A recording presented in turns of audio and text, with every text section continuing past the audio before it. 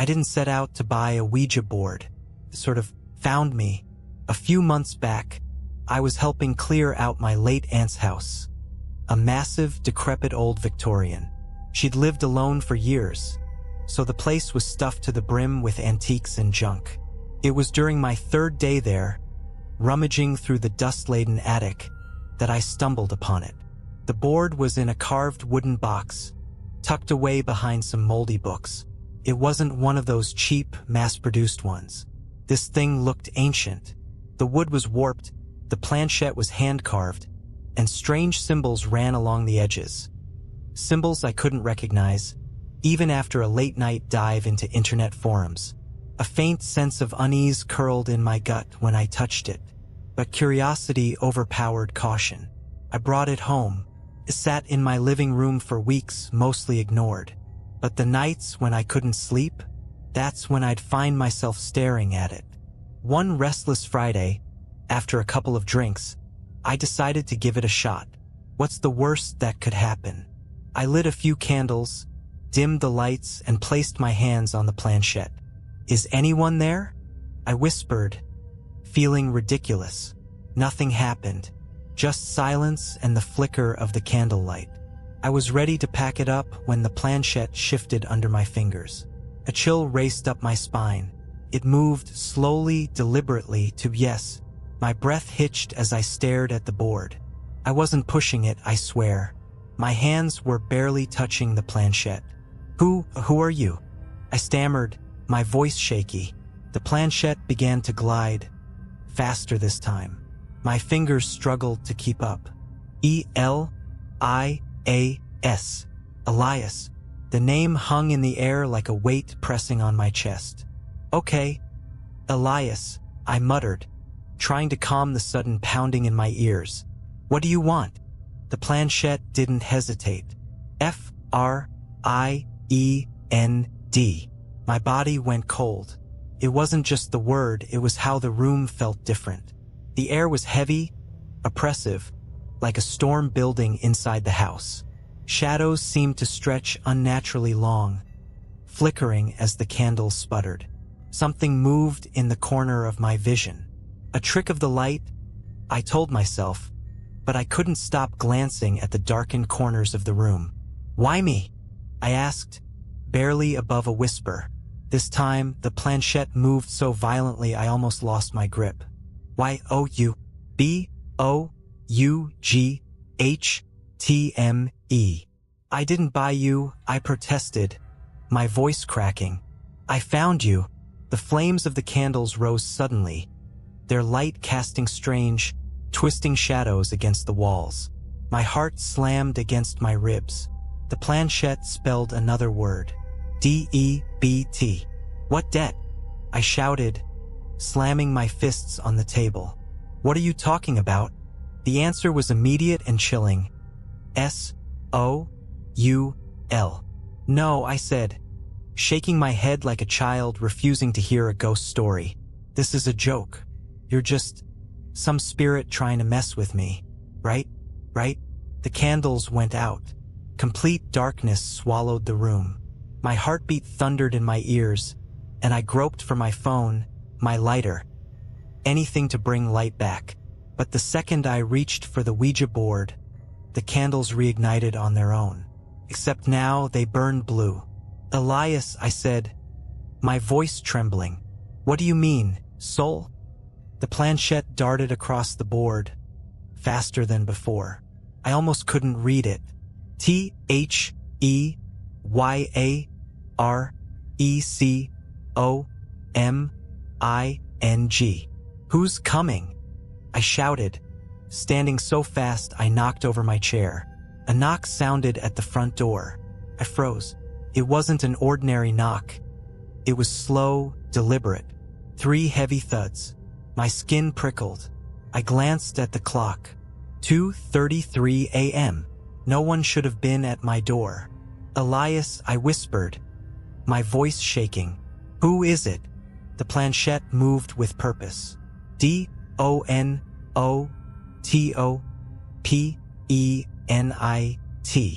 I was rooted in place, my eyes darting between the board and the door. Another knock, louder this time, made me jump. Then I heard it. A voice. A woman's voice, muffled but clear. "Please, let me in. I need help." I backed away from the door. Something wasn't right. My instincts screamed at me to stay put, to listen to Elias. But the voice sounded so human, so desperate. "Please," the voice cried again. "It's cold out here. I'm hurt." My legs shook as I approached the door. Against every instinct, I reached for the lock. My hand hovered there. Then Elias spelled out 2 words. T-O-O-L-A-T-E. I stopped. Too late for what? The door slammed open, and the candles went out again. The door didn't just open. It flew inward, slamming against the wall with enough force to shake the house. A gust of freezing air whipped through the room, snuffing out the blue flames. But there was no one standing in the doorway. At least, not at first. Shadows began to stretch across the threshold, long and clawed, twisting in impossible shapes. The air crackled, thick with a static charge that raised every hair on my body. My lungs felt heavy, like I was trying to breathe underwater. Then I saw her. She stepped into the room, but something was wrong, deeply wrong. Her body didn't move like a person's. It was jerky, like a broken marionette being forced to perform. Her head was cocked at an unnatural angle, and her eyes were black pits, glistening like oil. "Help me," she croaked, her voice a rasp that no longer sounded human. "Please." I couldn't speak, couldn't move. My legs felt welded to the floor. The woman thing took another step closer, her bare feet leaving behind wet, inky footprints that sizzled against the wooden floorboards. Behind me, the Ouija board started vibrating. The planchette skittered across the board on its own, spelling out a frantic message. G-E-T-O-U-T. The creature's head snapped toward the board, and a guttural growl erupted from its throat. With horrifying speed, it lunged at the table. Its claws, or what used to be hands, ripped through the air, scattering the board and planchette across the room. The symbols on the edges of the board began to glow faintly, like they were fighting back. "Elias!" I screamed, backing into a corner. "What do I do?" The planchette, lying on its side near the overturned table, twitched and spelled out a single word. "Are you in?" The woman, or whatever she was, snapped her gaze back to me. Her jaw unhinged, stretching impossibly wide, revealing rows of needle-sharp teeth. Her scream was deafening, a sound that rattled my bones and pierced straight into my skull. I bolted. I sprinted toward the back door, my socks slipping on the hardwood as I fumbled for the latch. Behind me, I could hear her, it following, not running, dragging, that awful, wet scraping sound, like nails on a chalkboard, but heavier, more deliberate. "Please," she called again, her voice twisting, shifting from the woman's earlier cry to something deep, guttural, and filled with malice. "Don't leave me. Don't you want to help?" I wrenched the door open and stumbled into the backyard. The freezing night air bit at my skin, but I didn't care. I just needed distance, space, anything to get away from that thing. The yard stretched into a dense patch of woods, and without thinking, I ran toward the tree line. The ground was uneven, roots and rocks threatening to trip me with every step. Behind me, the sound of dragging grew louder. She wasn't just following, she was gaining. I made it into the trees, but the darkness was suffocating. My phone was still in the house, the candles and lights far behind me. The only illumination came from the faint glow of the moon filtering through the branches. "Run all you want," her voice hissed, slithering through the shadows. It seemed to come from everywhere at once. "It won't matter. You're mine." A cold, slimy hand shot out from the darkness and grazed my shoulder. I screamed, stumbling forward and crashing into the underbrush. I twisted to look behind me. She was there, crouched low like an animal. Her limbs bent in ways they shouldn't, her head cocked to one side as though she was studying me. Her black, empty eyes gleamed in the moonlight. The Ouija board's final warning echoed in my head. Run. I scrambled to my feet and kept moving, ignoring the sharp pain in my ankle. The trees seemed to close in around me, their gnarled branches reaching down like skeletal fingers. The sound of dragging was joined by another noise now, a wet, guttural laugh that turned my stomach. And then I saw it. A light. It was faint, barely visible through the trees, but it was enough. I forced my legs to keep moving, my breath coming in ragged gasps. The light grew brighter as I drew closer, and for a moment, hope flared in my chest, until I saw what it was. The Ouija board. It was lying in the dirt, the symbols along its edges glowing faintly. The planchette was there too, upright and still. How? I'd left it behind. No, I whispered, backing away. This isn't real. This can't be real. The woman appeared again, stepping into the circle of light cast by the board. Her grin stretched impossibly wide, and she raised a hand to point at the board. Your turn, she said, her voice dripping with venom. The planchette began to move on its own. No, I whispered again, shaking my head as the planchette skittered across the glowing board. I'm not doing this. The woman, or whatever she was, didn't reply. She simply stood there, her limbs bent grotesquely, her empty eyes locked on me. The planchette moved faster, spelling out words that I could barely bring myself to read. P-L-A-Y. I stumbled backward, desperate to put more distance between me and the board. My back hit the rough bark of a tree, and for a moment, I felt trapped, pinned between the thing in front of me and the suffocating dark woods behind me. No, I shouted, finding a flicker of defiance. You don't control me. The planchette stopped abruptly, and for a moment, there was silence. Then her head snapped toward me, her grin twisting into something far worse, a sneer filled with razor-sharp malice.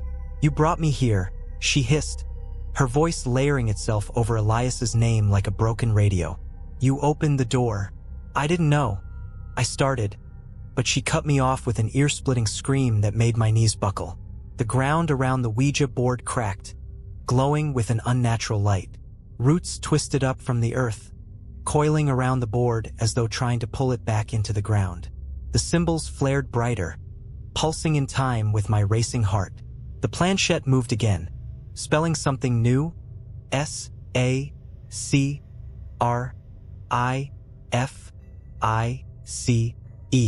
My throat went dry. What do you mean? She took a step closer, her jerking movements more unnatural than ever. Her voice was cold now, devoid of the fake pleading from earlier. A debt was owed, a soul was promised. If not yours, then whose? Her clawed hand extended, pointing into the darkness behind me. My heart sank as I heard it, the faint sound of footsteps, slow, hesitant, familiar. Elias, I shouted, spinning around. Elias, help me. But it wasn't Elias. It was my neighbor, a sweet old man who lived 2 doors down. He must have seen my door left open, the candles burning, and come to check on me. He looked confused, holding a flashlight that barely cut through the thick shadows. What's going on out here? He called, his voice shaky. Are you all right? No, I screamed, waving him away. Stay back. But it was too late. The woman, or whatever monstrous thing she truly was, turned her attention to him. Her grin widened, and she darted forward with terrifying speed, her limbs twisting unnaturally as she leapt. No! I screamed, lunging after her, but I was too slow. She was on him in an instant. His flashlight fell to the ground, casting chaotic beams of light as he let out a strangled cry. The roots around the Ouija board surged upward, wrapping around him, pulling him toward the glowing surface. I froze, helpless, as the board's symbols flared one last time. The light intensified, blinding me for a moment. When it faded, the board was gone. The roots had vanished. So had she, and so had he. I stood there in the eerie silence, my knees buckling as the reality of what just happened hit me like a freight train. The woods were still, The air was cold. The only evidence that anything had occurred was the overturned flashlight lying in the dirt. Then, from somewhere deep in the woods, I heard a familiar voice. "Your turn." The voice froze me where I stood. It echoed through the trees, soft at first, then louder, like it was coming from every direction at once. "Your turn." "No," I croaked, backing away from the sound. My breath fogged the freezing air as I tried to steady my shaking hands. "I'm done." I didn't agree to this, but the woods weren't listening. The flashlight at my feet flickered once, twice, then went out completely, plunging me into pitch black. I spun around, desperate to orient myself, but the trees all looked the same, shadowy, menacing. And then I saw it, a faint glow in the distance. I didn't want to go toward it. Every instinct screamed at me to run the other way, but I was lost, trapped, and somehow I knew I couldn't leave until I faced it. My legs moved on their own, crunching through the underbrush, step by reluctant step. The glow grew brighter as I approached, and soon I could make out its source. It was the Ouija board.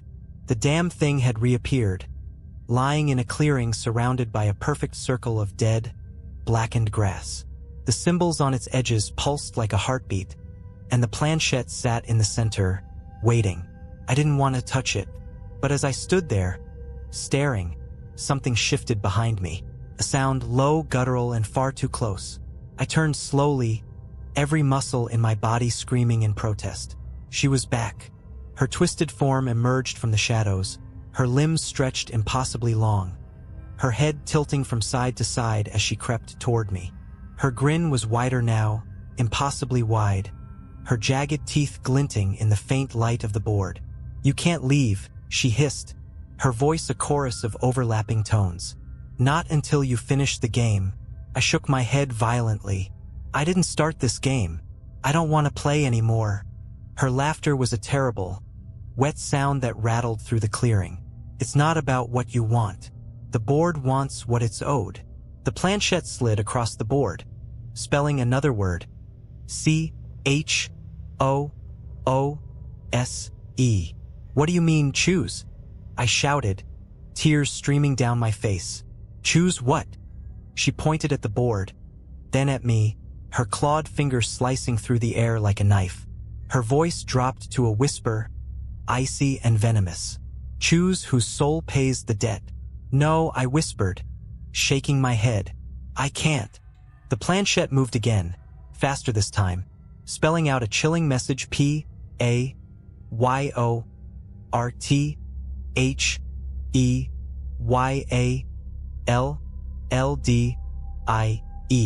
Images flooded my mind, my friends, my family, my neighbors, all of them, faces twisted in terror as they were dragged into the same void as my poor neighbor.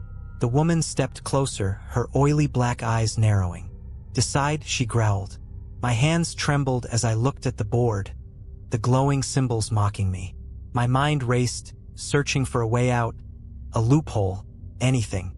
But deep down, I knew there was no escape. Not unless someone else took my place. I can't do this," I whispered. Her grin widened, her voice dripping with sadistic glee. "Then they'll come for all of them, one by one."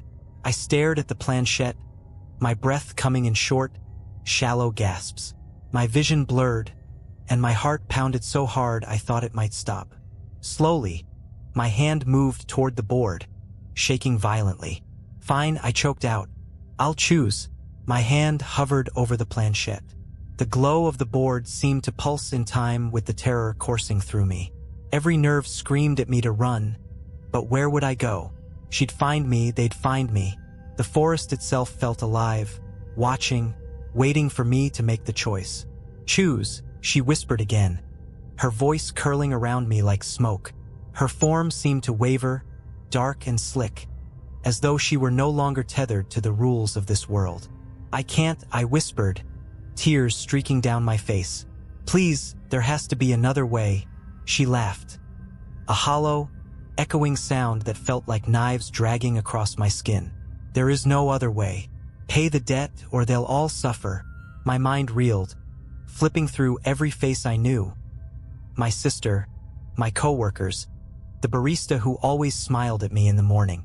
If I didn't choose, this thing would destroy them all. But how could I decide?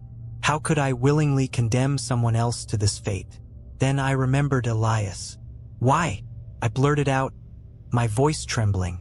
Why does Elias care? Why did he save me? The creature froze, its grin faltering for the first time. He didn't save you, she spat, her voice dripping with venom. He tricked you. My stomach turned. What do you mean? She moved closer, her oily black eyes boring into mine. Elias isn't your savior. He's your predecessor. He played the board just like you. And when it came time to pay, he chose you. My blood ran cold. No, that's not possible. The board pulsed brighter, and the planchette spelled out another message. ILWAYSACIRCLE.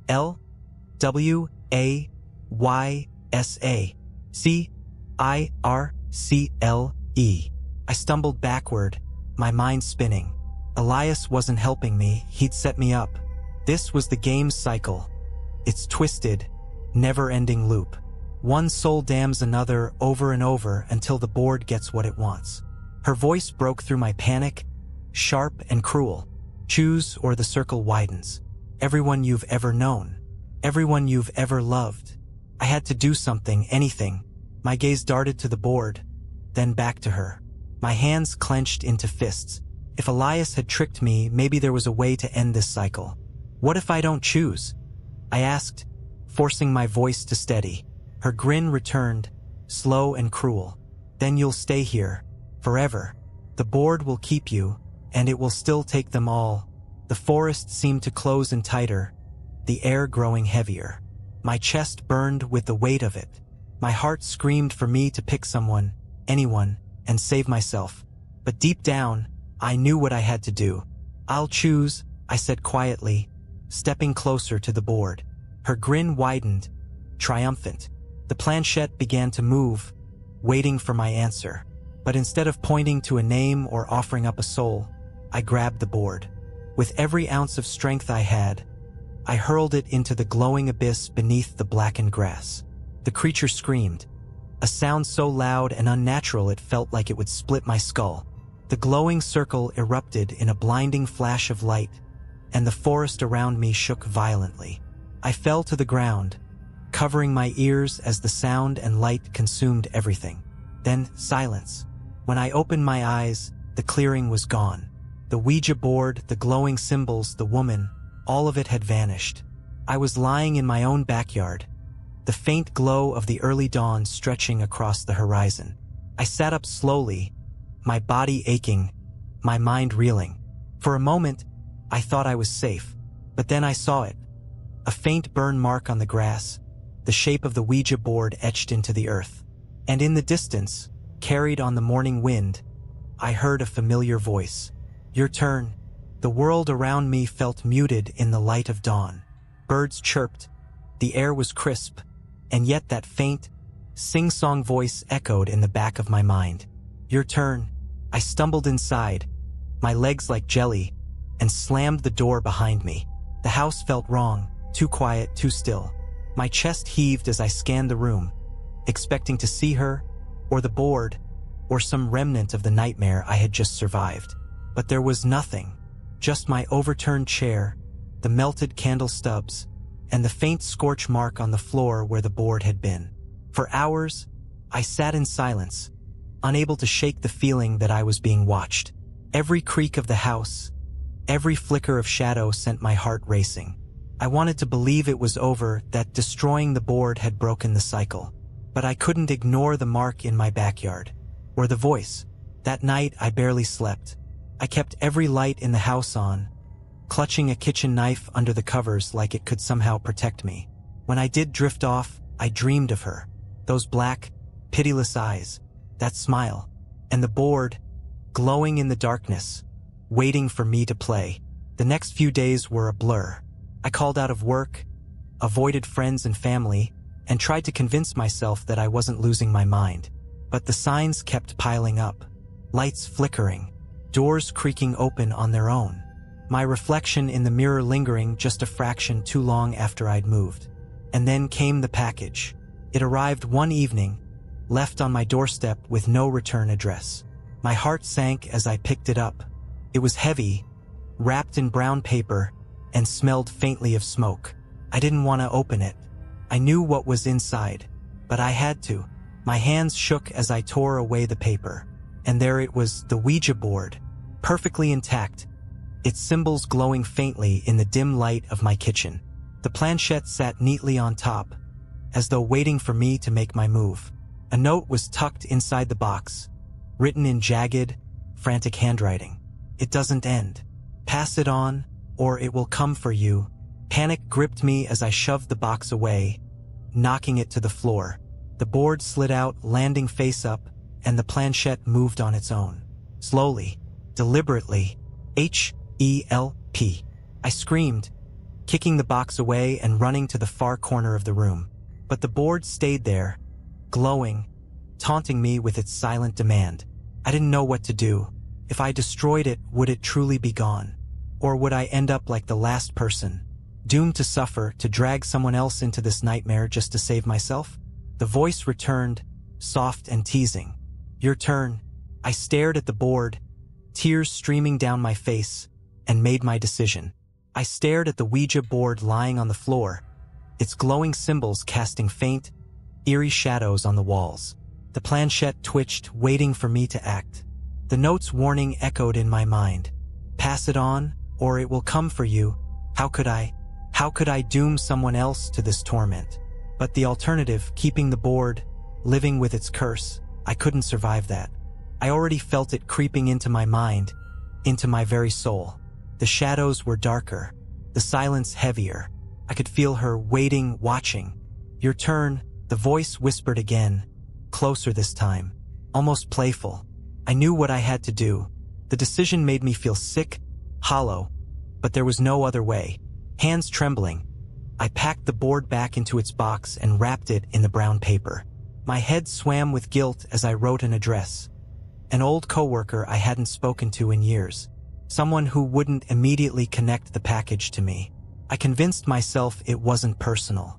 I wasn't picking them because of who they were, just because they were distant, disconnected from my life.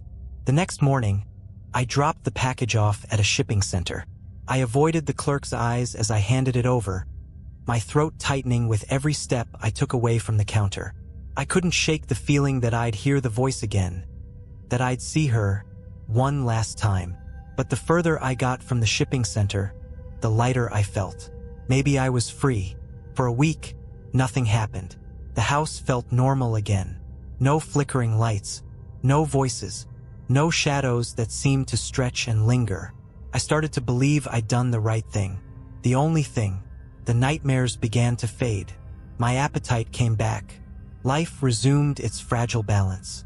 Then, one evening, I got a text. It was from the coworker I'd sent the board to.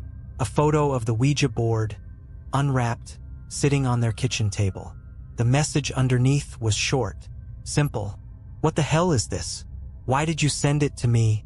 I stared at the screen, my stomach twisting into knots. My fingers hovered over the keyboard, unsure of how to respond. I wanted to tell them not to touch it, to get rid of it. But what would that do? They'd just send it to someone else, wouldn't they? The cycle would continue. Before I could reply, a second text came through. Something just moved. Is this a joke? My blood ran cold. I dropped my phone, staring at it like it might come to life. I didn't want to pick it up again. Didn't want to see what they'd say next. But it didn't matter. The lights flickered. The air grew heavy. And then, from somewhere in the house, I heard it. Soft, familiar, terrifying. Your turn. I froze. The voice wasn't in my head this time. It echoed through the house, bouncing off the walls like it belonged here, as if the very foundation of the house was whispering those two words. Your turn. I forced myself to move, grabbing the nearest object, a knife from the kitchen counter, and clutching it like it would somehow help. My phone buzzed again, lighting up the darkness around me. I didn't want to look, but my body betrayed me. The screen showed another text from the coworker. It won't stop. It's moving on its own. Did you curse me or something? Before I could respond, Another text came through, this one accompanied by a video. Shaking hands, I hit play. The video showed the Ouija board. Its symbols glowed faintly, just like they had in my house. The planchette moved on its own, jerking across the surface. My coworker's voice trembled in the background. Is this a prank? This isn't funny. The screen shook violently as the phone fell, clattering onto what I assumed was their floor. The view now showed only the ceiling. There was a distant scraping sound, followed by a guttural laugh that made my stomach churn. Then silence. The video ended. I dropped my phone, bile rising in my throat. I didn't want to know what happened next. I didn't want to think about what I had done. But I couldn't shake the feeling that I wasn't alone. The air shifted, growing colder. The lights flickered again, longer this time. My own shadow stretched across the room, twisting unnaturally until it didn't look like me at all. Your turn, the voice whispered again, louder now. I spun around, searching the room, but nothing was there. Just the faint hum of electricity and my own ragged breathing. And then, out of the corner of my eye, I saw it. The box. It sat on the kitchen table, the brown paper torn, the Ouija board peeking out from inside. The planchette was already on the board, quivering like it was waiting for me to sit down. No, I whispered, backing away. I sent you away. You're gone. You're gone. The voice laughed, a cruel, mocking sound that filled the room. The game isn't over. Never ends. The box slid across the table toward me, the board spilling out onto the surface. The symbols blazed brighter than before, illuminating the room in an unnatural, pulsing glow. The planchette moved on its own, spelling out one final message. P-A-Y. I don't know what happened next. All I remember is screaming. The lights went out completely, and the room was swallowed by darkness. Something grabbed me, cold, slimy, unrelenting. I fought, clawed, and kicked, but it didn't matter. When I woke up, I was lying on my kitchen floor. The board was gone. The house was quiet again. For a moment, I thought it was over, until I turned my head and saw the scorch mark on the floor. Larger this time, spreading like a stain across the wood. And I knew it wasn't over. It would never be over. The game always comes back. I couldn't sleep after that night. Every creak of the house, every rustle of wind outside felt like a taunt. It wasn't over. How could it be? The scorch mark in the kitchen seemed to grow larger every day, spreading like a malignant tumor across the floorboards. I tried scrubbing it, sanding it, even replacing the wood. But no matter what I did, the mark always came back. And the whispers followed. At first, they were faint, almost indistinguishable from the wind. But as the days passed, they grew louder, more distinct, a constant chant. Your turn, your turn, your turn. I couldn't take it anymore. I was losing my mind. Sleep was impossible. Food tasted like ash. I quit my job, ignored my friends, avoided my family. Every moment of every day was consumed by the board. Even when it wasn't there, I felt it. Watching, waiting. Then one night I made a decision. I drove out of town, far into the countryside, where the roads turned to dirt and the stars burned bright in the black sky. The box was in the passenger seat, wrapped in layers of duct tape and plastic bags. I hadn't dared to open it since that last encounter, but I could feel its presence, like a weight pressing down on my chest. I found a clearing in the woods, miles from the nearest house. The air was cold, and the trees loomed over me like silent sentinels. My hands shook as I grabbed a can of gasoline from the trunk and poured it over the box. This ends here, I muttered, striking a match. I'm done. The flame caught instantly, roaring to life as it consumed the box. I watched as the plastic melted and the wood charred, the symbols burning away into nothing. Smoke rose into the sky, thick and black, but I didn't feel relief. I felt dread. The flames flickered, dimming for just a moment. And then I saw it. Her face. It appeared in the fire, twisted and screaming, her black eyes burning like coals. Her voice cut through the crackling flames, sharp and vicious. You can't end it. You can only pass it on. The fire exploded, sending me stumbling backward. When I opened my eyes, the clearing was empty. The box was gone, but the scorch mark was there, etched into the ground, smoldering faintly. I drove home in a daze, my hands gripping the wheel so tightly they turned white. When I walked into my house, the smell of smoke hit me immediately. The lights flickered, and sitting on my kitchen table, perfectly intact, was the Ouija board. The planchette moved as I stared at it, frozen in horror. P-A-S-A-S-I-T-O-N. I knew then what it wanted, what it had always wanted. The curse couldn't be destroyed, could only be transferred. I had to choose someone just like Elias had chosen me. If I didn't, it would destroy me, consume me completely, and it wouldn't stop there. I sat down at the table, my hands trembling as I picked up my phone. I sent a text to an old high school friend, someone I hadn't spoken to in years, someone far removed from my life. "Hey," I typed, forcing my fingers to move. "I found something weird I think you'd like. Can I send it to you?" The response came almost immediately. "Sure, sounds cool." I stared at the screen for a long time before typing my reply. A week later, the board was gone. The scorch mark in my kitchen had faded. The whispers had stopped. But every now and then, when I close my eyes, I hear her voice. Faint, distant, but always there. "Your turn." Weeks passed. Life began to regain a fragile sense of normalcy. The board was gone, the shadows receded, and the air in the house felt lighter. I told myself it was over, that I had passed the curse along, just as Elias had done before me. But deep down, I knew better. Started small. The faintest flicker of the lights late at night. A soft tapping on the windows, though the trees outside were still. At first, I convinced myself it was paranoia, just the remnants of a trauma I couldn't shake, until I saw the scorch mark again.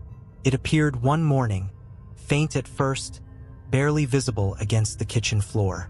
I scrubbed it until my hands were raw, but it wouldn't budge. By nightfall, it was darker, deeper, spreading outward like a stain that wouldn't be contained. And then the whispers returned. "Your turn." I tried ignoring them, but they grew louder, clearer. Sometimes they didn't even wait for the night. I'd hear them in the middle of the day, soft voices threading through the noise of the world, carrying that same, taunting phrase. I wasn't safe. The curse hadn't left me. It was still here, still watching, still waiting. One night, I decided to confront it. "Why?" I screamed into the empty house, my voice breaking. "I did what you wanted. I passed it on. Why are you still here?" The answer came in a voice that wasn't hers. It was familiar, low, broken, and trembling. "Elias." I froze. The name echoed through the house, bouncing off the walls like a cruel joke. And then, slowly, I heard footsteps. They were heavy, deliberate, coming from the hallway. I turned, and there he was, Elias, or what was left of him. His body was twisted and gaunt, his face sunken and pale. His eyes were the same black pits I'd seen in her, glistening with a malevolent light. He grinned, his teeth sharp and jagged, his voice a hollow rasp. "You think you're free?" he said, stepping closer.